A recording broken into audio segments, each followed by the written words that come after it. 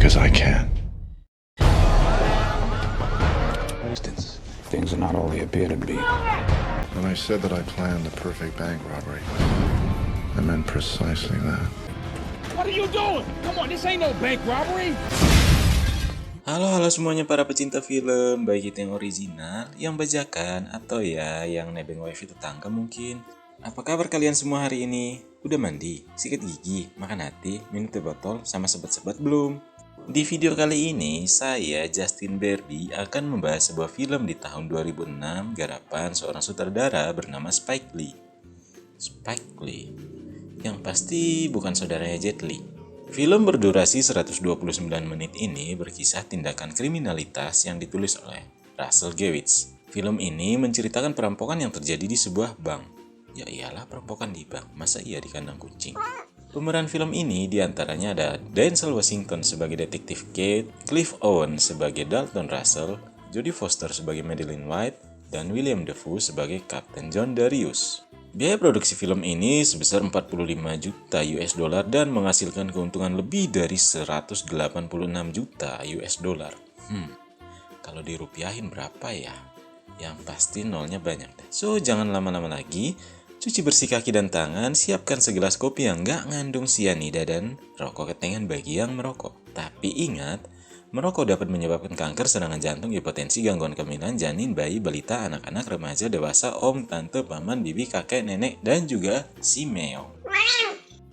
Tapi sebelum kita mulai, perlu Justin Berby ingatkan kalau ini merupakan konten spoiler. Alangkah lebih baik jika menonton film aslinya terlebih dahulu. Tapi buat kalian yang nggak mau berlama-lama nonton film aslinya karena takut kuotanya habis, ya udah tontonin konten ini aja. Jangan lupa like, comment, subscribe, share, beramal, bayar pajak, bantuin keras akti nyari kitab suci, dan yang paling penting membantu nenek-nenek menyeberang jalan.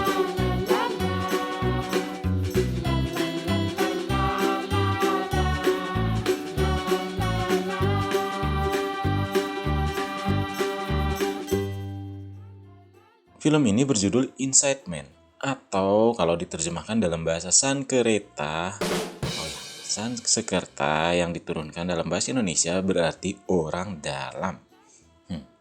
Orang dalam. Enak ya kalau punya koneksi orang dalam. Di awal film ini kita diajak berkenalan dengan seorang pria bernama Dalton Russell. Halo Om. Halo juga. Apa kabar Om? Baik. Nah, sepertinya si Om Dalton ini sementara berada di sebuah ruangan interogasi dan sementara menceritakan siapa dia sesungguhnya. Tadi kan udah kenalan ya. Serta menceritakan secara panjang lebar tentang perampokan yang ia lakukan di sebuah bank bernama Manhattan Trust Bank. Aksi perampokan ini direncanakan oleh Om Dalton dan anak buahnya dengan menyamar sebagai tukang cat. Saat mereka tiba di Manhattan Trust Bank, nampak kesibukan para pegawai melayani nasabahnya. Ada juga seorang cewek yang sementara menggerutu di telepon. Nggak tahu ngomongin apa ya. Kemudian terlihat si Om Dalton masuk sendirian ke dalam bank membawa sebuah tas dan 2 buah senter. Buat apaan ya? Agar perampokannya berjalan sempurna dan nggak terekam kamera pengawas, si Om Dalton mematikan kamera dalam bank dengan lampu inframerah yang menyerupai senter tersebut. Oh, gitu gunanya. Setelah mematikan kamera pengawas, si Om Dalton mulai melakukan aksinya dengan menyandra semua orang yang ada dalam bank, kecuali anak buahnya sendiri. Aksi perampokan ini pun diketahui oleh polisi setempat dan diteruskan ke banyak pihak, baik itu pemilik bank yaitu kakek Arthur dan juga FBI yang langsung turun dengan mengirimkan 2 orang detektifnya, yaitu detektif Kate dan detektif Bill. Tapi mereka pun tak mampu berbuat banyak karena ancaman dari Om Dalton dan kawanannya bahwa jika ada polisi yang mendekat, maka ia akan membunuh semua sandranya. Di dalam bank, si Om Dalton menyuruh semua sandranya untuk menyerahkan telepon genggam dan kunci-kunci mereka pada anak buahnya. Namun, ada seorang karyawan bank Suek nih bernama Peter Hammond yang mencoba untuk menyembunyikan gadgetnya. Hal itu kemudian diketahui oleh Om Dalton dan kemudian memukulnya abis-abisan.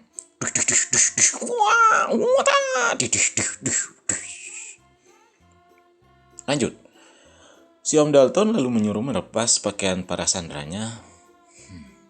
This is not what you think, man. Dan mengenakan pakaian tukang cat seperti yang dikenalkan Om Dalton dan anak buahnya.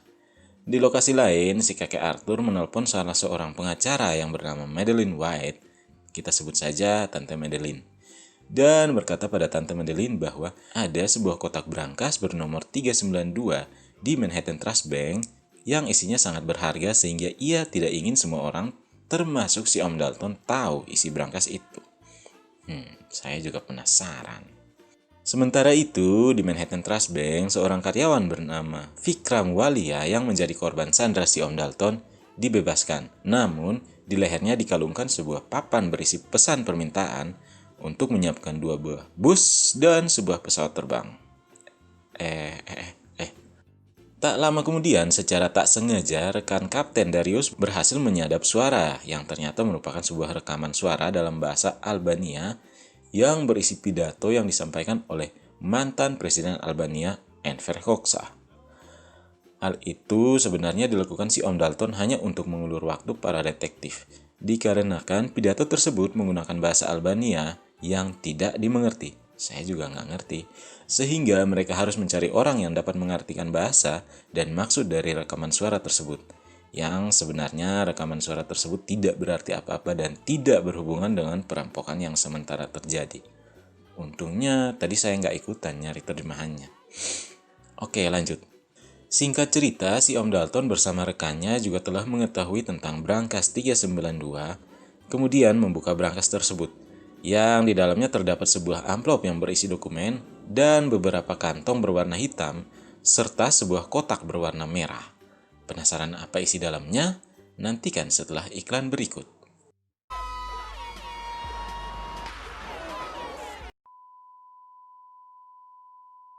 Oke, lanjut. Tante Madeline pun masuk ke dalam bank untuk bernegosiasi. Kemudian si Om Dalton bercerita bahwa ada seorang yang bukan dari planet Mars atau Jupiter, tapi yang adalah orang Amerika. Ribet banget ya.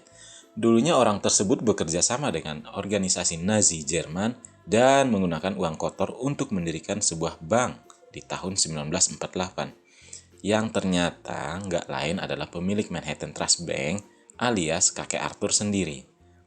Lalu si Om Dalton memperlihatkan beberapa dokumen dari Nazi yang diambil dari brankas milik si kakek Arthur agar dapat membuktikan kebenaran ceritanya itu. Si Tante Madeline kemudian menawarkan Om Dalton untuk menyerahkan dokumen itu pada kakek Arthur dengan catatan dia bakal terbebas atau seenggaknya hukumannya bisa diringankan. Tapi dasar si Om Dalton keras kepala, ia tetap bersikukuh untuk menyimpan dokumen itu sebagai jaminan agar si kakek Arthur kelak tidak membalas dendam padanya.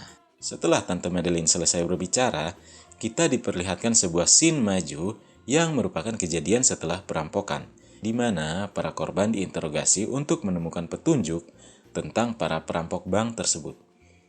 Ada juga seorang cewek yang diminta untuk membuka bajunya dan... dasar kucing gak pakai celana. Scene kemudian berpindah di mana detektif Kate masuk ke dalam bank untuk berdialog dengan ketua para perampok alias Om Dalton.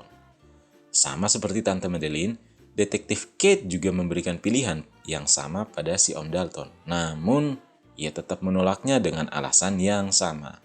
Saat detektif Kate ingin berjabat tangan dengan Om Dalton, sontak sang detektif menendang area sensitif si Om Dalton. Di bawah todongan senjata, detektif Kate pun keluar dari bank itu dan ia yakin bahwa si Om Dalton bukanlah orang yang suka membunuh.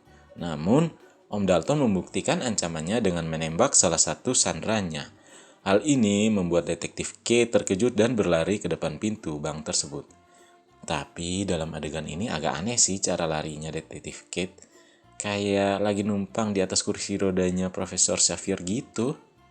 Kapten Darius pun menyalahkan detektif Kate atas penembakan itu, lalu menelpon Kapten Colin, seorang atasan kepolisian New York yang merupakan bos dari detektif Kate dan Bill, bahwa Kapten Darius akan menggantikan posisi detektif Kate untuk menangani kasus ini. Keesokan paginya, ketika Kapten Darius akan melakukan penggerebekan bersama timnya, detektif Kate menemukan fakta lain, yaitu terdapat alat penyadap yang ada di dalam papan pesan perampok. Dengan tidak berpikir panjang, ia langsung menyuruh Kapten Darius untuk membatalkan operasinya. Sayangnya, si Om Dalton keburu tahu hal ini dan membuat strategi untuk mengeluarkan semua orang termasuk ia dan anak buahnya yang tampak sama dengan para sandera. Polisi pun memeriksa semua orang yang keluar dari dalam bank, kemudian memeriksa keadaan di dalam bank juga. Dari hasil pemeriksaan itu disimpulkan bahwa tak ada uang sepeser pun yang hilang, dan ternyata senjata yang dipakai Om Dalton dan kawanannya adalah senjata mainan.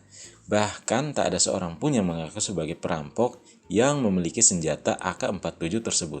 Dengan frustasi, Detektif Kate melaporkan hasil penyelidikan itu dan karena temuannya nihil, wah rencana yang sempurna banget ya. Kapten Colin pun menyuruh menutup kasus itu. Dengan berat hati dan penuh emosi, Detektif Kate pergi dan meninggalkan masa lajangnya. Karena tidak puas dengan tragedi ini, Detektif Kate pun memeriksa semua dokumen bank yang berisi laporan tentang semua brankas di Manhattan Trust Bank. Dan ia pun merasa ada yang ganjil, karena tak ada satupun berkas yang menunjukkan laporan tentang brankas 392 sejak tahun 1948. Lalu ia melaporkan hal ini pada pengadilan dan meminta agar diizinkan memeriksa isi brankas 392. Setelah mendapatkan izin dan keluar dari ruangan jaksa, Detektif Kate bertemu dengan Tante Madeline dan memperlihatkan maksudnya memperdengarkan sebuah rekaman suara pembicaraan antara si Tante Madeline dan wali kota di pengadilan. Rekaman itu berisi tentang ancaman yang dikeluarkan oleh wali kota.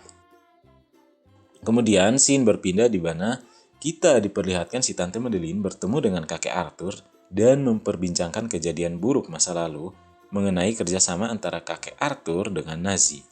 Menjelang akhir pembicaraan mereka, Tante Madeline menebak bahwa si Om Dalton tidak melakukan perampokan bank hanya untuk mengambil dokumen di brankas 392. Dikarenakan tidak ada uang sepeser pun yang diambil, jadi ia menduga ada barang lain atau seenggaknya berlian yang diambil si Om Dalton dalam isi brankas 392 milik si kakek Arthur, selain dokumentasi tersebut. Lalu kakek Arthur menyampaikan bahwa ternyata di dalamnya ada juga cincin kertir pemberian dari temannya, seorang Yahudi Persia dalam brankas miliknya itu. Selanjutnya scene berpindah di mana kita diperlihatkan sosok si Om Dalton yang ternyata selama ini bersembunyi di dalam sebuah ruangan rahasia di dalam gudang penyimpanan barang di dalam bank. Si Om Dalton yang bersembunyi selama beberapa hari kemudian keluar dari tempat itu di mana teman-temannya telah menunggu di depan bank untuk menjemputnya. Om Dalton yang mengenakan kacamata pantai alias kacamata hitam kemudian berpapasan dengan Detektif Kate dan Bill yang datang ke bank untuk menyelidiki isi brankas 392. Saat ketiganya bertemu di lobi, tak sengaja si Om Dalton bertabrakan dengan Detektif Kate. Tanpa curiga, Detektif Kate dan Bill melanjutkan penyelidikannya dibantu petugas security bank untuk membuka brankas milik kakek Arthur. Ternyata yang tersisa di brankas 392 hanyalah sampah bekas kemasan permen karet, cincin kertir milik kakek Arthur, dan sebuah kertas bertuliskan "Follow the ring", artinya ikuti cincin ini. Setelah selesai mengumpulkan barang bukti, kedua detektif itu pun menemui kakek Arthur di rumahnya dan membicarakan isi brankas 392. Sekalian menunjukkan cincin kertir miliknya dan berkata bahwa ia akan membongkar kejahatan si kakek Arthur. Detektif Kate juga menemui Tante Madeline dan wali kota yang sedang makan siang di sebuah restoran, lalu memperlihatkan cincin itu sambil memelesetkan kalimat yang pernah dikatakan Tante Madeline, "Jika ada sumur di ladang, bolehlah kita menumpang mandi." Salah. "Jika ada darah di jalanan, seorang akan masuk penjara." Sambil memberikan kartu bertuliskan "Kantor Kejahatan Perang" untuk Tante Madeline. Malamnya, Detektif Kate pun pulang ke rumahnya di mana kekasihnya sudah menunggunya untuk adegan dewasa, nggak usah tahu. Seperti biasa, sebelum melakukannya, terlebih dahulu Detektif Kate menyimpan dompetnya, senjatanya, lencananya, kumis palsunya, rambut palsunya. Ia terkejut mendapati sebuah berlian di dalam saku jasnya, kemudian teringat akan orang yang menabraknya tadi, dan juga perkataan si Om Dalton bahwa ia akan keluar lewat pintu depan di Manhattan Trust Bank bila ia sudah siap. Kemudian kita diperlihatkan sebuah scene di mana si Om Dalton bukan tanpa sengaja menabraknya di lobi, tapi sekalian memasukkan berlian ke dalam sakunya. Film pun berakhir saat Detektif Kate memperlihatkan berlian tersebut, kemudian tersenyum lebar dan mereka semua hidup bahagia bersama selamanya seperti kisah cinta Cinderella dan Hulk yang gak pernah terjadi. Tamat. Jika ada yang masih bingung kenapa dokumen itu begitu penting dan tujuan sebenarnya si Om Dalton mengambil dokumen di dalam brankas tersebut, dikarenakan dokumen tersebut merupakan senjata kuat yang bisa ia jadikan sebagai tameng di kemudian hari agar tidak dikejar si kakek Arthur. Tujuan sebenarnya Om Dalton sih simple, cuman pengen ngambil berlian yang tersimpan di dalam brankas dengan alasan ekonomi. Terima kasih buat kalian yang udah nonton video kali ini. Yang belum like jangan like, yang belum subscribe jangan subscribe, yang belum share jangan di-share, yang belum komen apalagi. Sampai jumpa di video selanjutnya. Jaga kesehatan, jangan lupa makan, jangan lupa kabari mantan. Baik-baik di sana ya. See ya.